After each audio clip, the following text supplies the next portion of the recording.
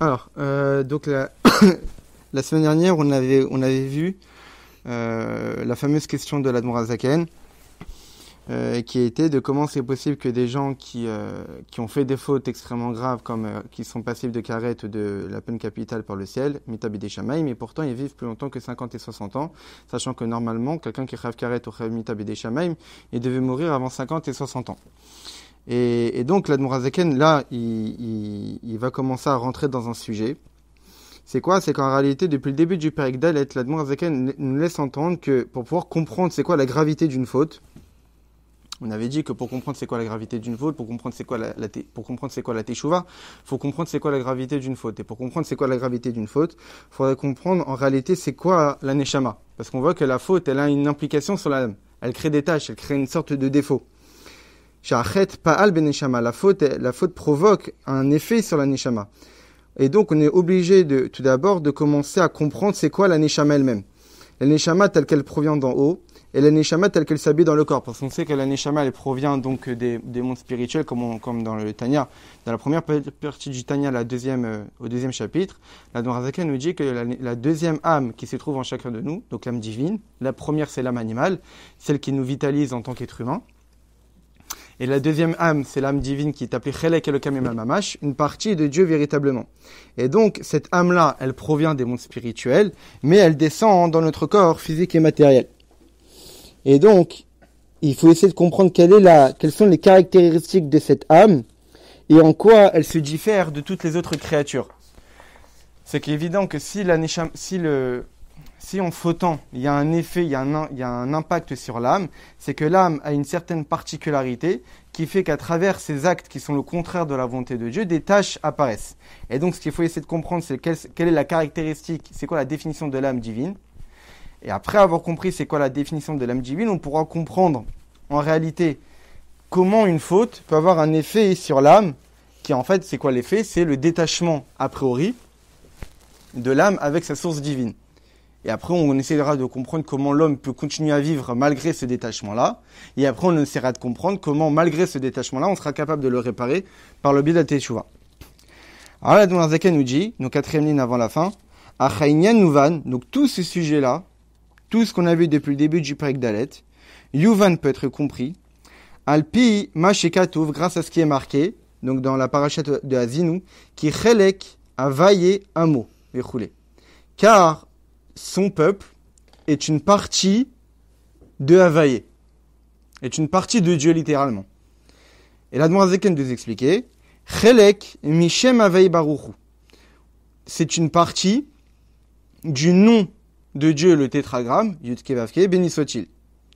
Kedirtiv, comme il est marqué, là dans un autre endroit, lors de la création de l'homme, Vayipar Be'apav Nishmat Chaim, que Dieu lui a insufflé dans ses narines une âme de vie, et il rapporte ensuite le Zohar, Uman de Nafar, Mitocho Nafar, et que lorsque on souffle de l'intérieur de nous-mêmes. Donc là, ici, a priori, l'Admor HaZaken nous rapporte 2 versets pour nous expliquer globalement qu'est-ce que l'âme. Tout d'abord, il nous a dit il nous rapporte un premier verset de Parashat Azinu qui Chelek Havaïe Amo, que son peuple, eh bien, c'est une partie de Dieu. En d'autres termes, et l'Admor HaZaken de nous expliquer qu'on est une partie du nom de Dieu, le tétragramme, Yud-Ke Vav-Ke. Et ensuite, il nous rapporte un autre verset pour nous dire qu'en réalité, cette âme, elle provient du souffle de Dieu, que Dieu a insufflé l'âme en nous.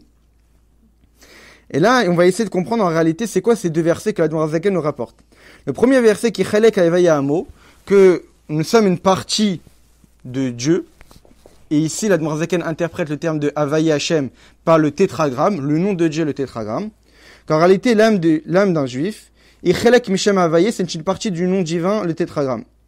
Lorsqu'il rapporte ces versets-là, l'Admor HaZaken avait l'intention de nous expliquer que pas seulement la source de l'âme provient du nom de Dieu, mais aussi que même la neshama telle qu'elle s'habille dans notre corps reste une partie du nom de Dieu. Faut pas qu'une personne puisse croire que, notre neshama telle qu'elle provient d'en haut, quand elle a été produite, elle provient du nom de Dieu.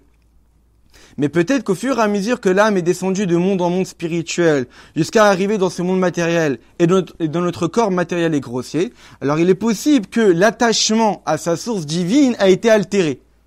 Là, l'Admor HaZaken nous dit clairement qu'en réalité, même lorsque la Neshama est descendue dans notre corps, elle reste toujours attachée au nom divin, le tétragramme Yud Kei Vav Kei. D'où on le voit dans ces versets, parce qu'il y a marqué qui chelek avaye amo, car c'est une partie de Dieu qui amo son peuple. Le terme de am, peuple, en fait c'est un du mot omemut, qui signifie en réalité que ça s'est séparé. On dit souvent que l'Admor Zaken dans le Tanya, dans la première partie, il explique que la fameuse phrase de En melech belo am, il n'y a de roi sans peuple. Et l'Admor Zaken de nous expliquer qu'en réalité on ne peut pas appeler un père sur ses enfants que c'est un roi. Il n'y a pas de notion de régner sur ses propres enfants. Pourquoi ? Parce qu'il y a une proximité entre le père et ses enfants. On ne peut parler de roi sur d'autres êtres qu'à partir du moment où il y a une différence entre une sorte de supériorité de stature et de différentes statures qui fait que l'un règne sur l'autre. Et donc en réalité le terme de âme signifie une distanciation. Donc si on dit que le peuple est une partie de Dieu, ça signifie que le peuple, l'être humain en tant qu'être distancé du divin, provient du nom de Dieu tétragramme. C'est-à-dire que même lorsque l'âme est habillée dans le corps, donc c'est distancé de sa source, elle reste toujours attachée au tétragramme divin. Même dans les premières pratiques, c'est une partie de Dieu tout simplement. Oui, mais cette partie de Dieu, on aurait pu penser que même si elle provient du nom divin, ça veut dire quand elle est descendue, elle s'habille dans le corps, elle s'est détachée. Elle n'est plus vraiment attachée au nom divin, le Yud Kei Vav Kei. En tout cas, plus comme avant. Là, ce que veut nous dire l'Admor Zaken, c'est que même lorsqu'elle descend ici-bas, il y a toujours l'attachement. Et puisqu'il y a toujours l'attachement, comme on le verra, donc quand Chas v'Shalom, un juif fautera, il provoquera des taches sur le tétragramme. Parce qu'en réalité, même l'âme qui est en nous reste toujours attachée au tétragramme. Donc vu qu'elle est toujours attachée, et qu'en nous, on a cette sorte d'ADN, d'avoir aussi le Yud Kei Vav Kei en nous, comme l'Admor Zaken veut les expliquer dans ce chapitre, donc quand un juif faute, il entache le nom de Dieu, comme on l'avait déjà dit avant. Et pour quelle raison on l'entache ? Parce que justement, malgré que l'âme est descendue de notre corps, elle reste toujours attachée à ce nom-là. Et ensuite, on peut le voir même clairement dans le verset lui-même de Azinu. Le verset de Azinu dit que le peuple, son peuple est une partie de Dieu, du nom divin. Et en fait, ça, ces versets vient juste après un autre verset qui nous dit que Dieu a mis des limites aux nations. Et comme Rashi explique là-bas sur place, qu'en réalité, la partie de Dieu, l'héritage divin, était caché parmi eux, parmi les nations du monde. Et qu'après, cette partie de Dieu, cet héritage de Dieu, a été retrouvé chez qui ? Chez Abraham, Yitzhak, et en fin de compte, ça s'est finalisé, cet héritage du peuple de Dieu, chez les descendants de Yaakov. Donc en réalité, on parle toujours de ce qui était caché dans les peuples, de ce qui était caché chez l'homme. Donc ces versets-là ne nous parlent pas seulement de l'âme telle qu'elle est dans sa source, mais nous parlent de l'âme telle qu'elle est aussi dans le corps. Donc ces versets déjà nous clarifient quelque chose, c'est qu'il ne faut pas se dire que l'âme divine, ok, c'est une créature extraordinaire puisqu'elle provient du divin véritablement, mais que peut-être lorsqu'elle est descendue ici-bas, elle a peut-être perdu sa grandeur spirituelle. En réalité, pas du tout. Qu'elle soit là-haut ou qu'elle soit en bas, l'âme divine reste chelek havaye, reste une partie du nom divin, le tétragramme Yud Kei Vav Kei. Elle n'a pas la même force. Parce qu'ici, elle est quand même entourée de clipotes. Alors ici, elle peut être influencée. Elle peut être entachée, comme on le verra à cause des fautes. Mais comme on le verra dans la Sikha du Rabbi, qu'il y a une partie de l'âme qui, elle, est intouchable. Que faute ou pas faute, cette partie de l'âme ne peut jamais être salie. C'est pour ça qu'un juif, même s'il est très loin, peut toujours... Ah oui. Et même le passage que le Rabbi qu'on va voir dans la Sikha rapporte, c'est un passage du Tanya, de l'Écoute à Marim, il est très fort. Le Marzaken dit clairement dans le Tanya que même au moment de la faute, l'âme est toujours avec une foi pure envers Akadosh Baruch Hu. C'est-à-dire il y a toujours une croyance et un attachement fort avec Akadosh Baruch Hu au moment de la faute.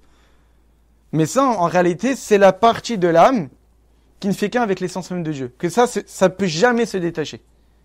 Ça ne pourra jamais se détacher. C'est en réalité, et cet attachement-là est dévoilé le jour de Yom Kippour. C'est pour cette raison que même des Juifs qui, malheureusement, n'ont pas encore adopté le comportement à avoir, le jour de Yom Kippour, il y a toujours ce ressenti de « je ne peux pas me comporter n'importe comment ce jour-là parce qu'en réalité, cette partie de l'âme se dévoile ». Ensuite, l'Admorazaken nous a rapporté un deuxième verset, qui est de Vayipar Ba'apav Nishmatreim, que Dieu a insufflé une âme de vie. Lorsque Dieu a créé Adam Arishon, sa Neshama, son âme était une âme globale. Elle englobait en elle tous les êtres humains. Comme c'est marqué, Ve'etzar Hashem Elokim et Adam Afar Mina Adama, que Dieu a formé l'homme à partir de la poussière de la terre, Vayipar Ba'apav Nishmatreim, et lui a insufflé en lui une âme de vie. Et ces versets-là, donc, nous détaillent la provenance de l'âme. Que d'où provient cette âme-là? Mitochiyuto ou mipnimiyuto. Elle provient de l'intérieur et de la profondeur de Dieu lui-même. Pour quelle raison? Nous explique l'Admorazaken. Parce qu'il rapporte un soir qui dit qui émane des nafar mitoche nafar. Parce que lorsque on souffle de l'intérieur de notre être. Donc il est évident, comme on le verra juste après, ou plutôt peut-être la semaine prochaine, c'est qu'en réalité, à travers ce verset-là, l'Admorazaken veut nous dire, par l'interprétation du Zohar, que la créature de l'âme divine qui se trouve en chacun de nous est complètement différente de toutes les autres créatures qui existent dans le monde, y compris les anges. C'est quoi la différence? C'est que toutes les créatures ont été créées comment? Par la parole de Dieu, alors que l'âme divine, elle a été créée comment? Par le souffle de Dieu. Et donc, il est évident que même si c'est vrai, comme l'Admorazaken va dire tout de suite, que mais Dieu n'a pas de bouche, mais Dieu n'a pas de poumon. Donc parler de parole de Dieu ou parler de souffle de Dieu, ça n'a pas de sens. Mais puisque la Torah utilise un langage humain pour expliquer certaines notions extrêmement profondes, ces langages que la Torah a utilisés, que lorsque des fois elle utilise le terme de parler, ou parfois utilise le terme de souffler, c'est pas pour rien. Même si c'est vrai que ni le souffle ni la parole n'existent chez Dieu, c'est juste un anthropomorphisme pour nous faire comprendre certaines choses. Mais pour autant, si à un moment donné la Torah a utilisé le terme de parler pour toutes les créatures, et pour seulement l'âme divine, la Torah a utilisé le terme de souffler, c'est que forcément il y a une grande différence entre les deux. Et comme on le verra, c'est quoi la différence? C'est que lorsqu'on parle, on ne se fatigue pas. On ne ressent pas qu'on se fatigue lorsqu'on parle. Alors que lorsqu'on souffle, imaginez quelqu'un qui souffle dans le chauffard. Ça dépend des personnes. Bon, quand on souffle dans le chauffard, tu vois bien que ton visage, il rougit. Et que tu commences à t'essouffler, etc. Et donc en fait, pour souffler, il y a un effort énorme qui doit être produit. Alors que pour parler, pas forcément. Parce qu'en réalité, lorsqu'une personne parle, il utilise seulement une force superficielle de son être. Alors que lorsqu'une personne souffle, il utilise l'intérieur de son être. Et donc, une créature qui a été créée par la parole de Dieu, c'est une créature qui a été créée par la partie la plus superficielle du divin. Puisque la parole, c'est superficiel, c'est pas quelque chose qui est assez profond et intense. Alors que si on parle de souffle de Dieu, et qu'une créature, en l'occurrence l'âme divine, a été créée par le souffle de Dieu, cela signifie que cette âme divine-là ne provient pas de la partie superficielle du divin, mais provient de la partie la plus profonde du divin, qui est en réalité le Shem Havayé, le nom de Dieu, le tétragramme. Mais tout ça, ça va être expliqué encore beaucoup plus après dans le Tanya. Et ensuite, une autre chose qui peut un petit peu clarifier, c'est que le Tzemar Tzedek nous dit dans le Tzemar Tzedek, le troisième Rabbi Lubavitch, dans un de ses livres, les Derech Mitzvotecha. Donc c'est un livre que le Tzemar Tzedek, là-bas, il détaille, il explique les raisons profondes de certaines mitzvot. C'est quoi Pirurvu, c'est quoi la Brit Mila, c'est quoi Tzitzit, c'est quoi les Tfilin, c'est quoi Egla Rufa, etc. Et donc en réalité, il donne le sens profond de certaines mitzvot. Et là-bas, dans ce livre-là, Ça va? donc qu'est-ce qu'il nous dit le Tzemar Tzedek sur Vayipar Ba'apav, que Dieu a insufflé cette âme en nous. Le Tzemar Tzedek nous dit que ces versets viennent nous enseigner quoi? Que de la même manière qu'un petit peu d'eau de l'océan et rentre dans les différentes couches de la terre, que si on imaginons qu'on a un grand océan qui est à côté d'une côte, donc il est évidemment que par les mouvements de l'eau, il y a de l'eau qui va s'incorporer même dans la terre. Et donc, en réalité, cette eau-là, à l'origine, elle ne faisait qu'un avec l'océan. Dans l'océan, c'est comme si qu'il y avait 200 euros. 100 euros est inclus dans les 200 euros. Mais une partie de cet océan-là a été absorbée par la terre elle-même. Et il dit de même pour l'esprit divin, que de même, étant donné que Dieu a insufflé l'âme divine dans le corps, cet esprit divin qui existe dans le corps était inclus en l'origine dans l'essence même de Dieu, à l'image que de l'eau qu'à l'origine ne faisait qu'un avec l'océan, et maintenant elle s'est attachée à la terre. Eh bien, le Tzemar Tzedek a donné cette image pour nous faire comprendre que l'âme divine, elle était attachée, ne faisait qu'un avec le divin, comme si qu'on voyait pas de distinction entre une partie du divin ou l'âme, l'eau qui était dans l'océan, il n'y a pas de distinction entre cette partie de l'eau ou l'autre partie de l'eau. Elle ne faisait qu'une seule et même entité. Bah, notre âme divine ne faisait qu'une seule et même entité avec le divin, avec Dieu à l'origine. Une Et- fois qu'elle s'est séparée, elle fait partie de l'océan. Elle reste toujours attachée, parce que c'est toujours attaché. C'est la même base, la même source, mais il n'y a pas de rattachement. Alors, il y a pas de rattachement, certes, mais en tous les cas, c'est toujours attaché. Ça reste la nature de l'eau. C'est-à-dire, elle n'a pas altéré sa nature. Oui, c'est vrai. C'est ça. Et donc, l'âme divine, même si elle est descendue dans le corps, ça reste toujours un esprit divin. Donc, il y a toujours cet ADN du schéma veillé, le tétragramme divin. Donc ça, pour l'instant, c'est ce qu'on a compris de ces quelques phrases de l'Admour HaZaken. Là, ce qu'on va voir, c'est une sikha du Rabbi, où le Rabbi, a priori, va s'arrêter sur a priori, la première phrase que l'Admour HaZaken nous dit, qu'on a vu ce soir, et il pose tout de suite une question. Alors, regardez dans la feuille. Est-ce que ce serait pas une partie, justement, le fait qu'on ait une partie d'Akadosh Baruch Hu, Mhm. est-ce que, indirectement, ça serait pas limité à Akadosh Baruch Hu, qu'on puisse le matérialiser sur Alors, déjà, sur une zone? alors déjà, quand on dit qu'on est une partie de Dieu, faut bien comprendre que tel que l'Admour HaZaken l'explique dans le Tanya, dans le deuxième chapitre, il dit qu'en réalité, on provient de l'intellect du divin. Il donne le fameux exemple, de la même manière qu'un père, avec la semence, il va donner naissance à son fils. En réalité, c'est une partie du corps humain qui a été produite par le cerveau du père pour donner naissance à l'enfant. Pareil, la Neshama est une production de l'intellect divin. Donc c'est une créature, c'est une production, c'est une création. C'est une existence à part entière. Mais pour autant, à partir du moment que c'est une partie de l'essence de Dieu, le Baal Shem Tov il dit qu'une partie de l'essence, c'est l'essence tout entière. L'essence de Dieu, étant donné qu'elle est pachout, elle est simple, elle n'est pas composée de plusieurs ramifications, de plusieurs parties. Qu'à l'image que si tu prends une partie d'une table, la table à l'origine est manquante maintenant, originelle est manquante, et maintenant on n'a récupéré qu'une seule partie. Lorsqu'on prend une partie de l'essence même de Dieu, Dieu ne peut pas être parcimonieux, Dieu ne peut pas être partagé. Donc si une partie de divin est prise, il n'y a rien qui est manquant à l'origine, et dans la nouvelle partie, il y a tout ce qu'il y avait avant. C'est-à-dire qu'on n'a pas pris qu'une seule partie du divin. Il y a toute l'essence du divin qui se trouve en nous. Et évidemment, l'origine d'où elle provient n'est pas devenue manquante. On donne souvent l'image d'une flamme de bougie qui allume une autre flamme. Est-ce que pour autant la flamme, elle a diminué d'intensité? Non.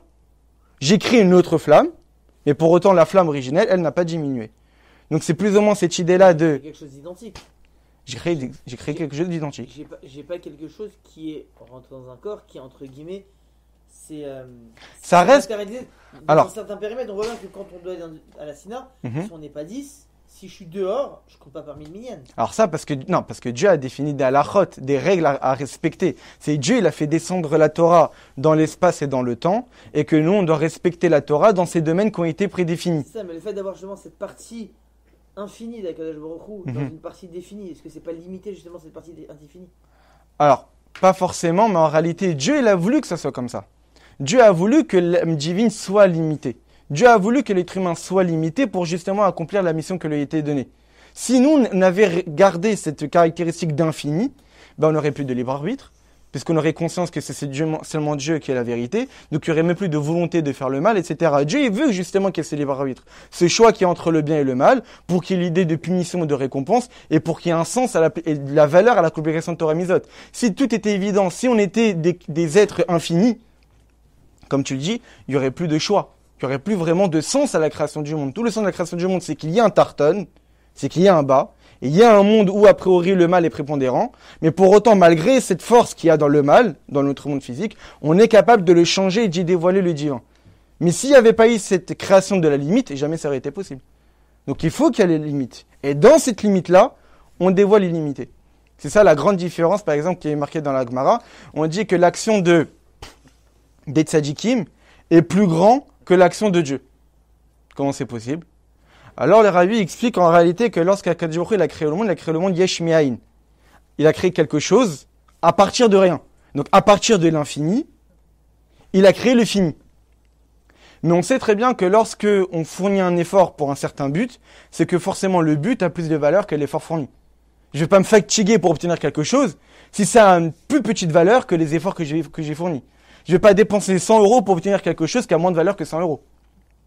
C'est que forcément, j'obtiens quelque chose qui a plus de valeur. Donc, si tout le monde a été créé pour Torah et Mitzvot, c'est que forcément, Torah et Mitzvot a plus de valeur que les efforts fournis pour créer le monde. Or, le monde a été créé en faisant à partir du spirituel, du matériel. Et nous, qu'est-ce qu'on fait? Sur cette logique-là, dans ce cas-là, on peut interpréter les mitzvot. C'est-à-dire? S'il y a une mitzvah qui est plus dure qu'une autre, on peut Et considérer donc que le salaire est plus grand que l'autre, mais on ne connaît pas le salaire des mitzvot. Alors, d'une certaine manière, c'est ce que tu dis. Sur cette base-là, d'une certaine manière, c'est pas faux pour autant. Après, dans la vision qu'on a des mitzvot, comme expliqué en Chassidut, il y a différentes visions. Il y a la vision il y a la vision justement qu'on voit les différences, c'est qu'à partir du moment où on met notre intellect, on a l'impression que oui, il y a certaines mitzvot qui ont plus d'importance que d'autres. C'est évident, il suffit de voir son pendant dans l'interdit, que tu vois bien que transgresser Shabbat, c'est passible de Eskila, alors que ne pas mettre les tefilines, alors que transgresser, manger pas cachère, etc. A priori, ça n'a pas la même gravité. Donc de là, tu pourrais déduire l'importance d'une mitzvah par rapport à d'autres. Après, dans la Chazon, on explique que justement, non, ça, c'est de l'action même, ce sont des mitzvot positives, tout simplement, pas Mhm. forcément négatives. On sait qu'on Ouais. n'a pas de valeur des mitzvot. On ne sait pas à quoi ça correspond concrètement. Mhm. Laquelle est plus élevée, laquelle est moins élevée. Mais si je suis ta logique, je peux considérer que faire une bracha, ça correspond à, sur une échelle à 2, on va dire. Mais par contre, aller courir à l'autre bout du monde pour aller sauver un juif correspond à 10. Donc Mhm. on sait que par rapport à cette échelle de difficulté, que celle qui m'a donné le plus de difficulté aura beaucoup plus de valeur. C'est la Pirkei les Fum Sahara Agra. En fonction de l'effort, la Donc, récompense. on dit bien qu'on n'a pas de valeur. On ne Alors, connaît pas les valeurs des mitzvot. on connaît pas les mais en réalité, comme le dit l'Admor Zaken de l'Etania, tout est subjectif. C'est-à-dire que pour une certaine personne, étudier la Torah, ça va être le bout du monde, alors que pour une autre personne, c'est tout simple. Donc il est évident que même pour une même mitzvah, les récompenses seront différentes. Parce que l'effort est différent. Le Yetzirah n'est pas le même aussi. Exactement. Donc évidemment que c'est dépendant de l'effort. Parce que c'est en fonction de l'effort. Le résultat, c'est pas forcément ce que Dieu attend de nous. Dieu attend pas forcément qu'on s'intéresse au résultat. Dieu, ce qui s'intéresse, c'est nos propres efforts. Qu'on doit se connaître notre nature et en fonction de notre nature, essayer de la surpasser. Et c'est ça l'essentiel. Après, ce qui adviendra, est-ce que j'ai réussi, j'ai pas réussi, etc., c'est avec l'aide de Dieu. Mais l'essentiel, c'est de vouloir faire plus. Et pourquoi j'ai dit tout ça? Parce qu'en réalité, vu que le monde était créé à partir de rien pour faire du matériel, vu que nous, ce qu'on fait aujourd'hui, c'est quoi? C'est qu'on prend du matériel, on en fait du spirituel, on prend de la limite, et on en fait de l'illimité. Ça, c'est beaucoup plus grand que ce qu'a fait Dieu. Et pour arriver à ça, il fallait que la limite existe. Donc Dieu a créé un monde limité, mais que nous, avec cette limite-là, on montre qu'on est capable de créer, de dévoiler de l'illimité, qu'avec une peau de vache, qu'avec un hétrog, etc., qui reste des créatures, des êtres totalement limités, on est tout à fait capable d'y dévoiler l'infini. Donc il fallait qu'il y ait la limite, parce que c'est ce que Dieu veut. Dieu veut qu'il y ait une demeure, c'est-à-dire où il dévoile toute son essence, mais bétartonim, dans les mondes les plus bas, dans la bassesse, dans la limite, Dieu veut qu'on y dévoile l'illimité. Mais pour ça, il faut que la bassesse existe, et il faut que la limite existe. Alors là, on va voir dans la sikha du Rabbi, le Rabbi pose une question, que nous, on a l'impression, on est passé dessus comme si de rien n'était, qu'on a lu Tanya. Mais en réalité, a priori, pour le Rabbi, c'est quand même une question. Alors, on commence la sikha, en haut à droite. Allez. Alors que chez Rabbeinu Hazaken, Mevi est à pas ce qui est chelek aveya amo vegomer ou mefaresh. Que lorsque l'Admor Hazaken, il rapporte donc le verset que notre peuple est une partie de Dieu, il explique, ou mefaresh chelek mishem avaye baruchu, on est une partie du nom divin, le tétragramme. A priori, qu'est-ce que l'Admor Hazaken vient rajouter de nouveau? À Pirouch Apachout, c'est quoi l'explication simple chelek avaye, une partie de avaye? C'est qu'on est une partie du nom de Dieu. Qu'est-ce que l'Admor Zaken a besoin de rajouter? Ah oui, tu sais, c'est quoi Chelek Avaye Amo? C'est Chelek Mishem Avaye Baruchu. On est une partie du nom de Dieu. Mais sans même qu'à priori l'Admor Zaken intervienne, on comprend tout de suite du verset. Qu'est-ce que l'Admor Zaken rajoute en disant on est une partie du nom de Dieu? Mais c'est clair dans le verset. T'as pas besoin de le rajouter, t'aurais pu juste rapporter le verset. Et après tu rapportes l'autre verset, Vaïpar Ba'apen Shmetraim, j'étais insufflé une âme de vie. Ça aurait suffi. Qu'est-ce qu'il a besoin entre les deux versets? Me dire, tu sais, dans ce verset, Chelek Avayamo, c'est Chelek Mishem Avaye Baruchu. C'est une partie du nom de Dieu, béni soit-il. Qu'est-ce que ça rajoute de nous dire ça? Alors, Yev Charlemagne, a priori, c'est impossible de dire, alors je vais traduire directement, que ce rajout-là, l'Admor Zaken avait l'intention de préciser sur le thème de Avaye. Que les bénis Israël sont Pas seulement dans la parenthèse, l'ostam chelek makadosh, on n'est pas seulement une partie de Dieu, kim chelek misham havaya, on est une partie du nom de Dieu, le tétragramme. Pourquoi? Shechen beglal kach haya maspik sheyomar chelek mehavaye baruchu. Parce que même si la Zaken voulait nous dire qu'en en réalité on est une partie, pas de Dieu, mais on a une partie de Havaye, le tétragramme, t'aurais pu dire chelek mi Havaye baruchu, on est une partie de Havaye, béni soit-il. Comme c'est marqué clairement dans le verset. Pourquoi tu as besoin de dire le mot Shem, le nom? On ne sait pas que c'est un nom de Dieu, Havaye. On sait très bien que c'est un nom de Dieu. Qu'est-ce qu'il y a besoin de rajouter ce terme de nom de Dieu? Comme si c'est une précision tellement importante que tu as voulu rajouter des lettres. On sait très bien que lorsque l'Admor Zaken écrit le Tanya, il était extrêmement précis. Tout est calculé. Une lettre, une virgule, tout est calculé. Donc s'il a rajouté ce mot-là, c'est que forcément c'était pour une raison particulière. On continue, quatrième paragraphe. Ça qu'il écrit l'Admor Zaken, qu'on est une partie du nom de Dieu. Baruch shepekavanto ladgish inyan Hashem, c'est que toute l'intention ici de l'Admor Zaken, c'est de préciser qu'on provient du nom. L'idée de nom. Achlomouvan, après on ne comprend pas. Avayu echad mizen shemot. Le tétragramme est un des 7 noms dont on a l'interdiction d'effacer.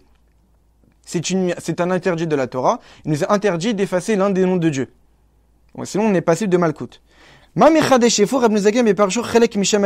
sait très bien que le tétragramme est l'un des 7 noms de Dieu. Qu'est-ce que tu as besoin de nous préciser que c'est le nom de Dieu? Et deuxièmement, si évidemment l'Admor Zaken a senti qu'il était nécessaire de rajouter cette notion de nom de Dieu, c'est que forcément c'est lié à l'idée que l'Admor Zaken a de développer ici. L'Admor Zaken, dans ce chapitre, il est là pour développer ou pour expliquer quelque chose, qui évidemment concerne la Teshuvah. Donc qu'est-ce que l'Admor Zaken? Donc déjà, pourquoi rajouter le mot Shem? Et si tu l'as rajouté, quel est le lien avec le but du chapitre? Qu'est-ce qu'on appelle effacer le nom de Dieu? Effacer une lettre.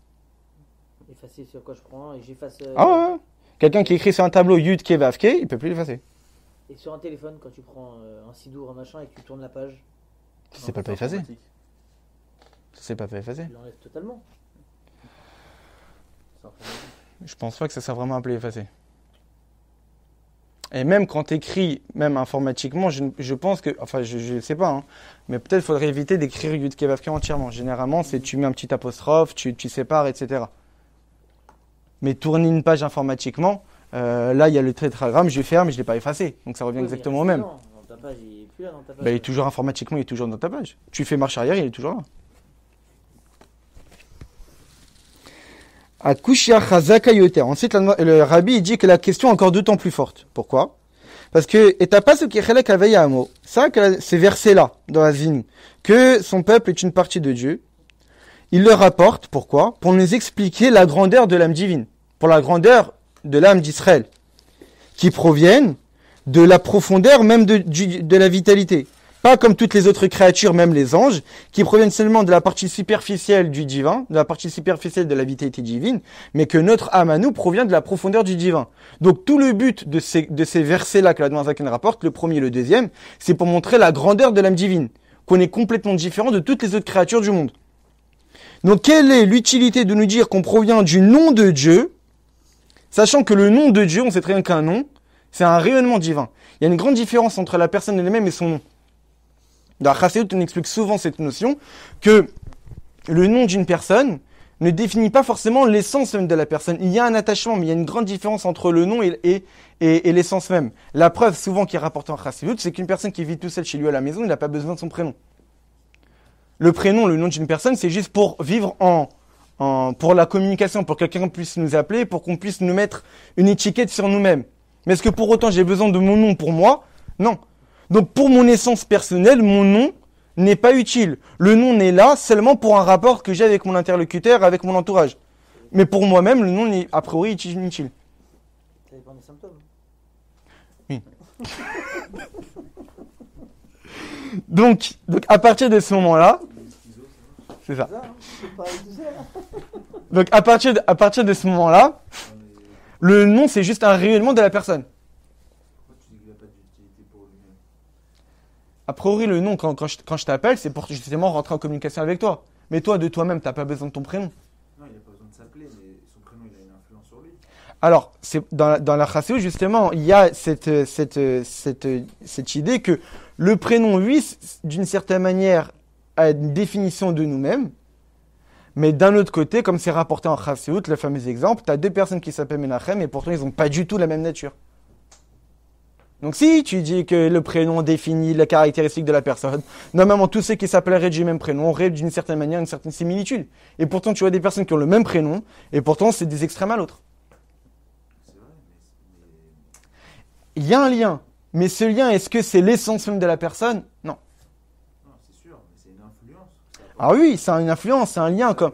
c'est- Quand tu donnes un nom en plus, ou quand tu retires un nom, ou quand tu pour un malade, c'est Michel et Mazal. Exactement. Donc c'est une influence. Alors oui, Même si c'est pas la quintessence de la personne. Ah, mais c'est ça ce que veut dire ici le rabbi, c'est qu'en réalité le nom, c'est-à-dire le nom de Dieu, c'est pas Dieu lui-même. Par exemple, dans le mamar qu'on étudie, par exemple, Pour ça, t'es bien rayonnement. c'est ça un rayonnement. En fait, dans le dans le mamar qu'on étudie, par exemple, en ce moment par rapport à Yudjvat, on étudie un mamar Bachilegani. Et cette année-là, on étudie le mamar Bachilegani Tashin Chafalef de l'année 1961. Dans ces mamars-là, par exemple, le rabbi explique en réalité à quoi correspond le nom divin. Et le rabbi explique en se basant sur Dieu le Baal Shem Tov, et le Tzemach Tzedek aussi explique ça dans Derech Mizotera, c'est qu'on voit que Dieu il a plusieurs noms. Il a le nom Kel, le nom Elohim, le nom Havaye, le nom Tsevakot, le nom Elokai, etc. Le nom Shakai, etc. Et les Mekoubalim disent qu'en fait chaque nom de Dieu correspond à un attribut divin. Le nom Kel, c'est Chesed, le nom Elohim, c'est Gvura, le nom Tsevakot, c'est Netzach Herod, etc. Et, quoi? Havaye, c'est... Ah, c'est Miséricorde, Tiferet. Jin, c'est Elohim. Elohim, c'est bien. Ouais. Havaye, c'est Tiferet. Et Midat HaRachamim. Ouais. Oui, c'est ça, exactement. Elohim, c'est Jin, et Havaye, c'est... Exactement. Et le Tzemach Tzedek, en fait, il rapporte les Mekoubalim qui disent que donc chaque nom divin correspond à un attribut divin. Mais on peut se poser quand même la question, mais quand nous on prie à Dieu, et qu'on dit Havaye, ou qu'on dit Elohim, ou qu'on dit Shakai, on s'adresse à qui? On s'adresse à l'attribut divin ou on s'adresse à Dieu? On s'adresse à Dieu. On ne prie pas un attribut divin. L'attribut divin et Dieu, ce sont deux choses complètement incomparables. Dieu n'est pas Chesed. Dieu n'est pas Gvura. Dire Dieu, commencer à dire un qualificatif sur Dieu, c'est forcément mentir. Parce que l'essence même de Dieu est dénuée de toute caractéristique.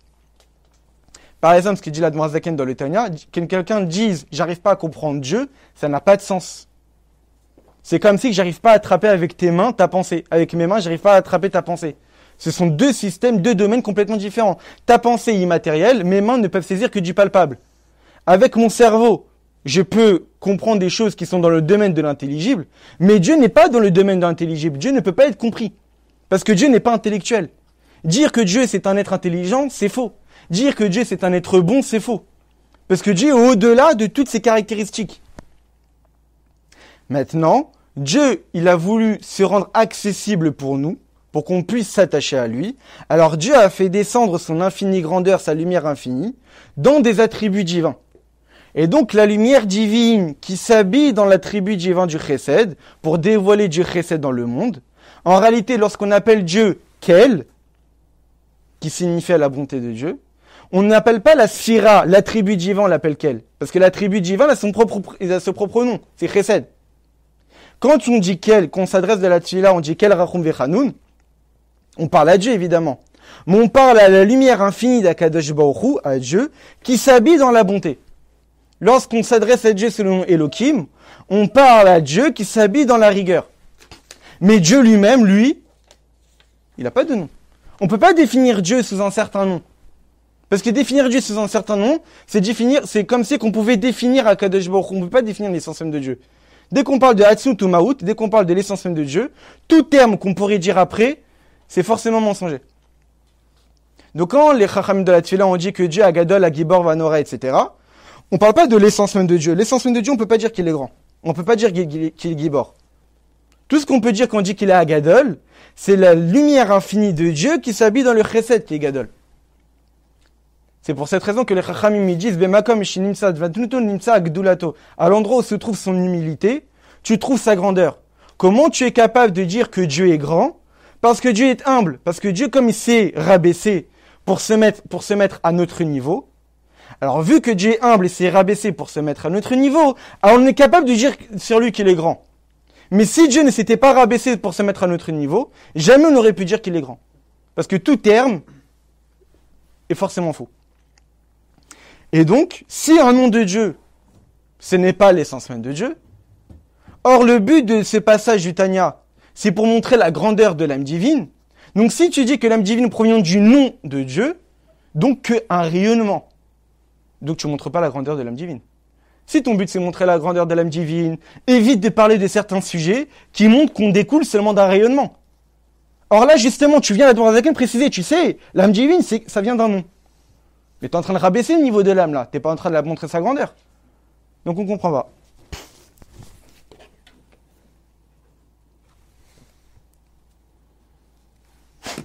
On continue. Ensuite, le rabbi, il dit, pour comprendre tout cela, faut rajouter encore une autre question. C'est quoi la question? C'est Inyanze chez Neshamat Israël Baot Mevaï. Par ça que les âmes des bénis Israël proviennent que Dieu nous a insufflé, du souffle de Dieu. Man de nafar mitoche nafar, que lorsqu'on souffle, c'est de notre profondeur qu'on souffle. Eh bien, l'Admor Zaken a déjà écrit dans le Tanya. Donc, dans la première partie du Tanya, là on est dans la troisième partie, donc dans la première partie, au deuxième Pérec, l'Admor Zaken en parle déjà. Mais là-bas, ce qui est intéressant, il nous dit que la deuxième âme qui se trouve en chacun de nous est Chelek et Elokam Imal Mamash. Mais si on voit, dans le deuxième Pérec, Venefesh Hashin Bin Israël, Chelek et Elokam Imal Mamash, la deuxième âme qui se trouve chez les Bin Israël est une partie du divin d'en haut véritablement. Kmo Shekatouv, comme il est marqué, Vayipar Ba'apav Nishmat Chaim. Il a insufflé en lui une âme divine, une âme de vie. Il n'a pas rapporté Kichelek Avayamo. Il n'a pas rapporté le premier verset que l'âme divine est une partie de Dieu, que son peuple est une partie de Havaïe. Pourquoi tu rapportes pas? C'est le premier endroit où tu commences à expliquer ce que c'est l'âme divine. Dans la première partie du Tanya. C'est là où tu commences à parler, c'est quoi l'âme divine? T'es censé rapporter quand même le verset qui Chelek Avayamo, que le peuple juif est une partie du nom de Dieu, le tétragramme. Pourquoi tu rapportes seulement Vayipar Ba'apav Nishmat Chaim? Et ici, dans Igeret Teshuva, tu rapportes 2 versets. Et pourtant, c'est la troisième partie du Tanya. Dans la première partie du Tanya, où tu traites dès le début de c'est quoi l'âme divine, tu rapportes qu'un seul verset, pas le deuxième. Enfin, surtout pas le premier. C'est déjà le premier que l'Admor Zaken a rapporté de Igeret Teshuva. Qui est Chelek Avayamo. Tu veux dire quelque chose? Non. J'ai pas mal de bêtises, mais non pas cette fois-ci. Et donc là-bas, l'Admor Zaken ne rapporte pas ces versets. Et a priori, étant donné que le fait que Dieu a insufflé en nous cette âme qui provient de la profondeur même de Dieu, est aussi basé sur Kechelek Avayamo, pour montrer que nous, on provient du Shem Havaïe, donc un nom extrêmement élevé. Il aurait dû rapporter ces versets aussi la première fois, où là-bas il parle que la Neshama provient de la profondeur. Pour montrer que la Neshama provient de la profondeur, il y a aussi ces versets-là, Kechelek Avayamo, qu'on provient du nom divin Havaïe. Donc ça montre la profondeur, à la différence de toutes les autres créatures qui proviennent des Elohim. Donc pourquoi dans la première partie du Tanya tu ne rapportes pas ces versets, et chez nous de Igeret Teshuva tu rapportes ces versets? Et ensuite le Rabbi il dit encore, mais il y a une question encore beaucoup plus forte, c'est que dans la première partie du Tanya, dans le deuxième chapitre, tu dis que l'Aneshama est Chelek Elokam Imal Mamash, que c'est une partie de Eloka d'en haut véritablement. Chez nous, tu dis qu'on est Chelek Havaïe, qu'on est une partie du tétragramme. Et là-bas, dans le deuxième chapitre, tu dis qu'on est Chelek Eloka. Eloka, c'est un autre nom de Dieu. Alors, on provient d'Eloka ou on provient de Havaïe? Donc, a priori, on voit que l'Admor Zaken est en train de se contredire. Donc, c'est toutes les questions que le Rabbi pose sur ce que l'Admor Zaken nous dit ici dans Igeret Teshuva. Donc, pourquoi rajouter Shem? Pourquoi rajouter le terme de nom? On sait très bien que le Havaïe, c'est le nom de Dieu. Si tu le rapportes, quel est le lien avec la notion que tu essaies de développer ici, comme quoi que c'est une Teshuva? Pourquoi dans le deuxième chapitre du Tanya, tu n'as pas rapporté ces versets alors que chez nous tu l'as rapporté? Et en plus, c'est la première fois que tu les rapportes. Et si tu veux expliquer que la Neshama provient de la profondeur même de Dieu, parce qu'il nous a insufflé en nous, bah, ce verset-là est aussi utile, parce qu'on provient du nom de Dieu, le tétragramme. Et en plus, chez nous, tu dis qu'on provient du tétragramme divin, Yud Kei Vav Kei, alors que là-bas, tu nous dis qu'on provient des Eloka. Comment c'est possible? Alors, Rabbi Urbazéou, c'est quoi l'explication de tout cela? Le Rabbi nous dit que de manière globale, il y a 2 niveaux dans le Shem Havayé. Le tétragramme divin, il y a 2 niveaux. On peut le voir de 2 manières. Premièrement, avant-dernière ligne de la première page. Aleph, premièrement, Kifishu Echad Mizen Shemot Shenem Nilchakim. On peut voir le Shem Havayé, le tétragramme, comme étant l'un des 7 noms dont on a l'interdiction d'effacer. Et là, chez Ben Hashemot Atzmam ou Shem HaMiyuchad. Mais parmi les noms, c'est un nom particulier. C'est quand même le Shem HaMeforash. C'est quand même le seul nom qu'on a l'interdiction de lire tel qu'il est écrit. On n'a pas le droit de le lire tel qu'il est écrit. C'est seulement le Kohen Gadol dans le Kodesh Kodashim, le jour de Yom Kippour, qu'il avait le droit. Mais nous, on a la stricte interdiction de lire comment il est écrit. Donc on voit bien que c'est un nom de Dieu, certes, mais c'est un nom de Dieu particulier. C'est quand même le Shem HaMeforash. Deuxièmement, on peut voir le Shem Havayé comme étant au-dessus d'être un nom. C'est pas un nom en fait, Havayé. Vekeyadoua Meshekatouv, et c'est connu ce qui est marqué dans le Shla Kadosh, chez Eshna Madrega Havayé Shenba Uchad Klal, qu'il y a un niveau dans le nom de Dieu Havayé, où il n'y a pas de lettre du tout. C'est-à-dire qu'en réalité, comme on dit, Havayé, c'est le Shem HaEtzem. C'est le nom de l'essence même de Dieu. Tout à l'heure, j'avais dit que l'essence même de Dieu ne peut pas avoir de nom. Mais en réalité, le Havayé reflète l'essence même de Dieu. Comme c'est connu que Yud Kei Vav Kei, c'est la contraction de Haya Ove Ve'ye, le passé, le présent, le futur. Donc, un niveau de divin qui est au-delà de toute la création, au-delà de toute créature où le passé, le présent et le futur ne font qu'une seule et même entité. Donc, on voit qu'en réalité, le tétragramme divin peut être vu de 2 manières. Soit comme étant un nom parmi tant d'autres, un nom particulier certes, mais ça reste un nom de Dieu. Ou soit on peut le voir comme étant au-dessus de la notion du nom, carrément attaché à l'essence. C'est pour cette raison que l'Admor Zaken nous dit qu'on est une partie du nom de Dieu. C'est-à-dire quoi que Chelek Aveyamo, qu'on est une partie de Dieu, que le peuple est une partie de Dieu, c'est que les Neshama d'Ebni Israël sont une partie du nom de Dieu. Pas une partie du nom de Dieu qui est au-delà d'être un nom. On n'est pas une partie du tétragramme qui est au-delà d'être un nom, mais on provient du nom même de Dieu. Et à quoi ça sert tout ça?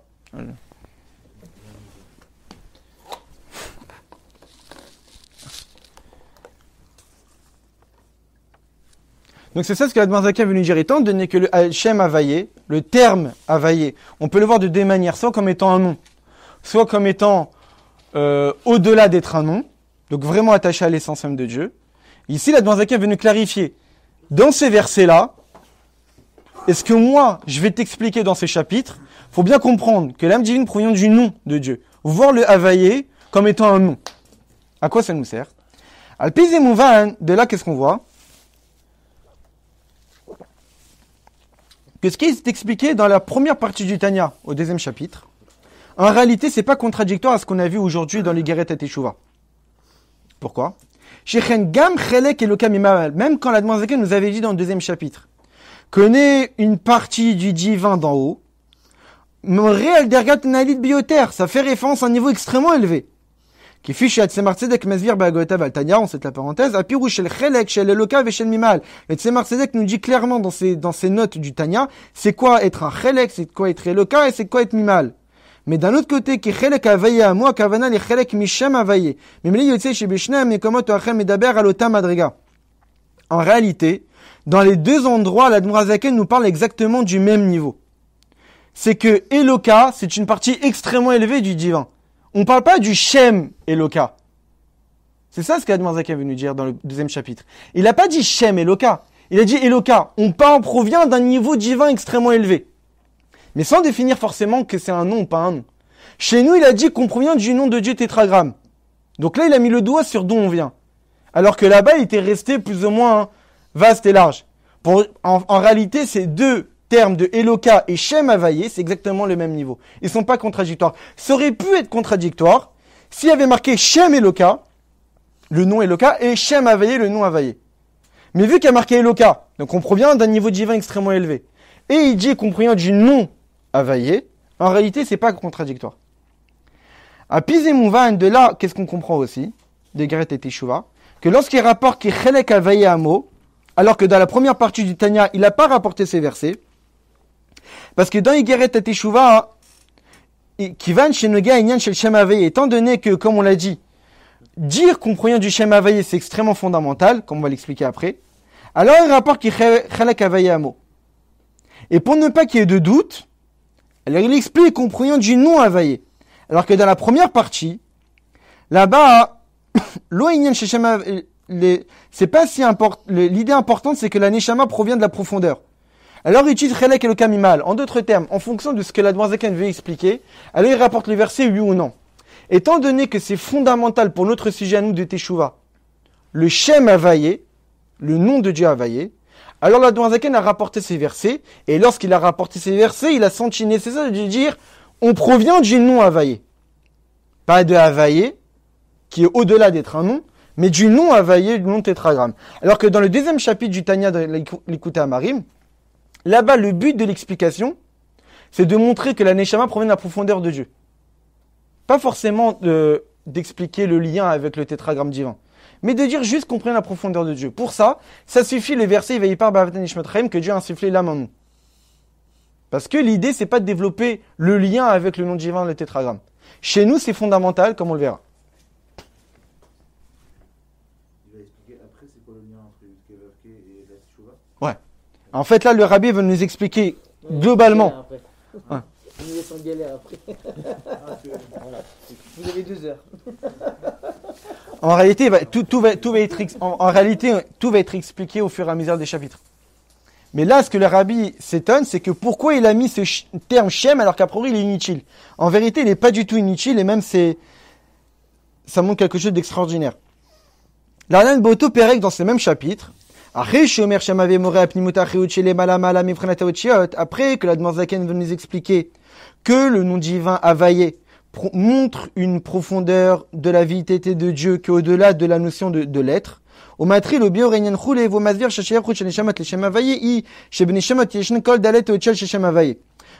dans la suite du chapitre, la Zaken veut nous expliquer que c'est quoi le lien entre l'âme divine et le nom Havaye. Que pas seulement on est attaché au nom Havaye dans sa globalité, mais on est attaché au nom Havaye avec ses 4 lettres. Les 4 lettres du tétragramme, le Yud et le He et le Vav et le He, se retrouvent dans chaque âme juive. Dans chacun de nous, il y a ces 4 lettres-là. Comme on le verra, qu'en réalité le Yud fait référence à la Chorma, à l'idée intellectuelle qui apparaît, le He, ça fait référence à la Bina, le développement intellectuel, le Vav aux 6 émotions, et le He à la Malchut. Et que lorsque malheureusement, comme le rabbi va nous dire ici, que puisque le but de ces chapitres-là, c'est de nous expliquer la Teshuvah et donc en réalité la réparation des fautes, l'Admor Zaken ici veut nous montrer que lorsqu'une personne faute, que Dieu nous en préserve, il entache, il a un impact sur le tétragramme divin qui est en nous.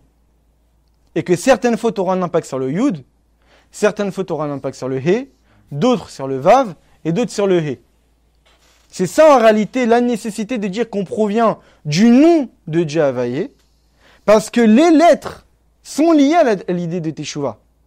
He tata, heila, faire revenir le He inférieur ou faire revenir le He supérieur. Donc on parle bien des lettres du tétragramme. C'est pour cette raison que l'Admor Zaken a dit qu'on provient du nom de Dieu le tétragramme. Parce que ce nom de Dieu, ces 4 lettres, se trouvent en chacun de nous.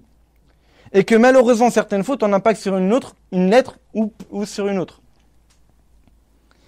Et donc, tout ça, c'est une introduction par rapport à ce qui va détailler dans les prochains chapitres. Qu'à cause d'une faute,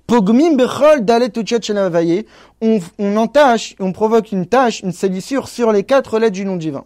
Sharikivan. Pardon. En fait, il dit la tâche, c'est sur le rayonnement, en fait, sur l'influence qu'il y a sur nous. Exactement. C'est ça. Mm-hmm. Parce que nous, en fait, c'est sur notre Yud qui va être. Exactement. Par cause de Shalom qu'on est en train de toucher le nom d'Hachem, il n'y a pas de. Mm-hmm. Ok. Donc, si on a une partie, si la Neshama c'est une partie d'Hachem, si on touche notre Neshama, on touche Hachem également. Alors c'est pour ça qu'on dit qu'on Shrina Begaluta. La Shrina, à cause des fautes, on empire la Shrina encore beaucoup plus dans la galoute. Et comme le dit l'Admor Zaken dans l'Écoute à Marim, une phrase qui est assez choquante. Mais c'est pas. Comment dire. C'est pas dans le sens de salissure. Quand on dit. Le terme exact,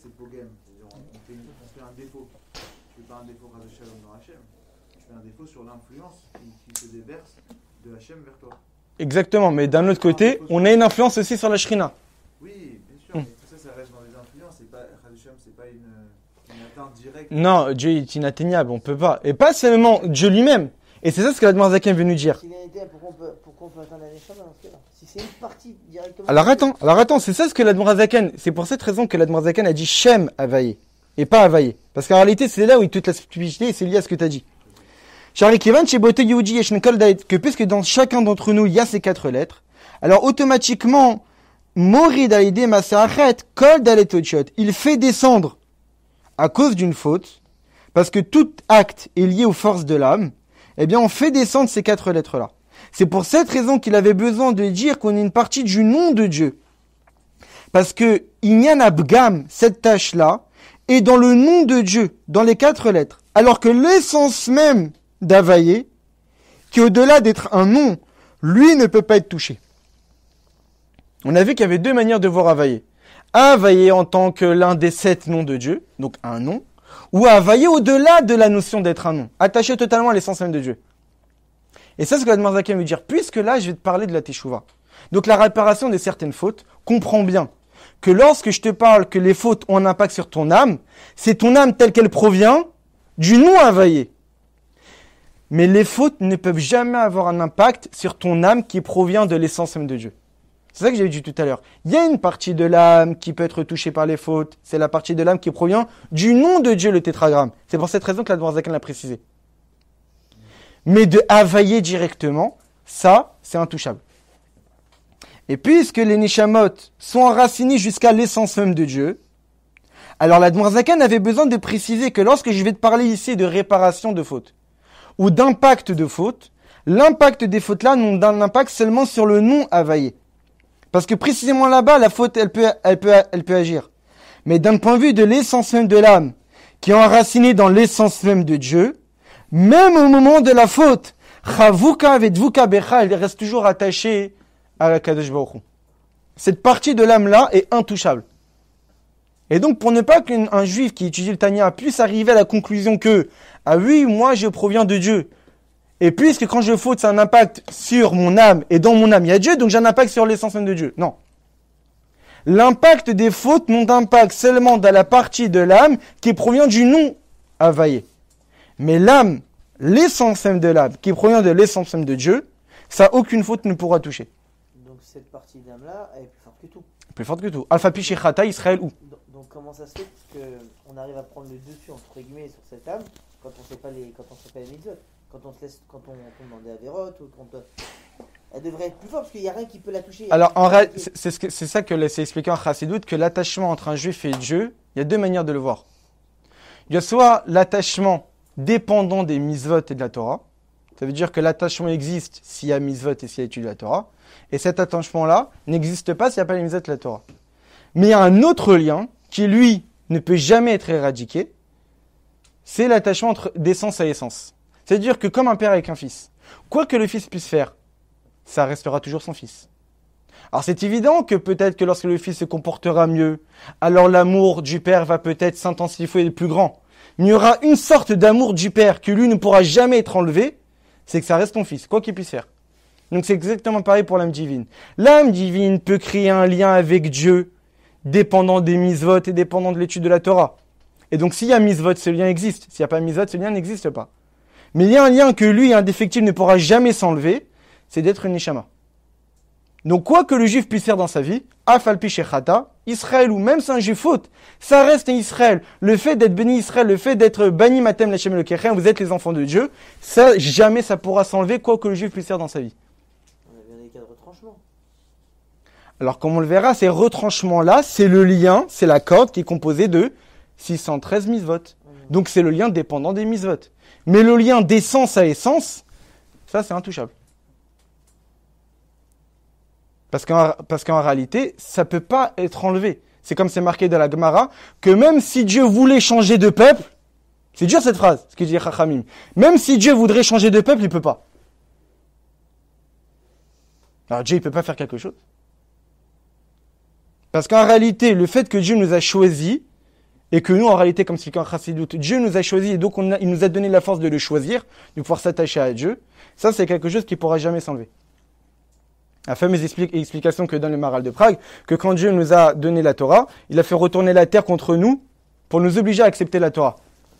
Alors, le Maharal de Prague, il dit, mais comment c'est possible? Mais pourtant, on n'oblige pas à accepter la Torah. Normalement, ça doit être un choix personnel. Alors oui, on a accepté juste avant.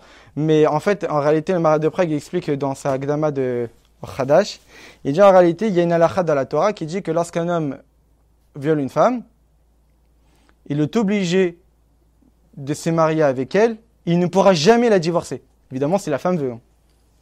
En réalité, Dieu s'est mis dans une condition à violer les bénis Israël pour ne pouvoir jamais se détacher de nous.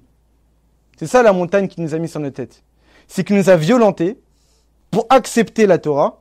Comme ça, il s'est mis dans une condition où il ne pourra jamais se détacher de nous, à l'image d'un homme qui a violé une femme qui ne pourra jamais se divorcer de cette femme-là.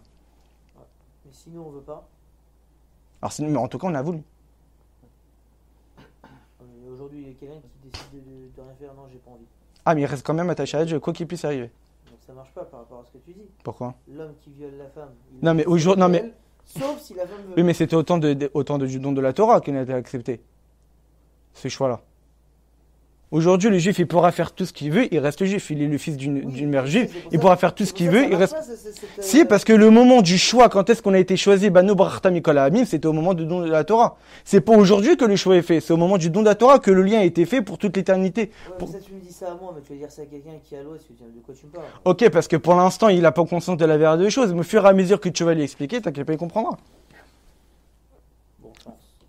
Voilà, donc on reprendra la semaine prochaine, on continuera ce que les Marzakim va continuer d'expliquer, la différence entre nous et les autres créatures, entre nous et les anges, comment nous on a été créés et comment les anges eux ont été créés.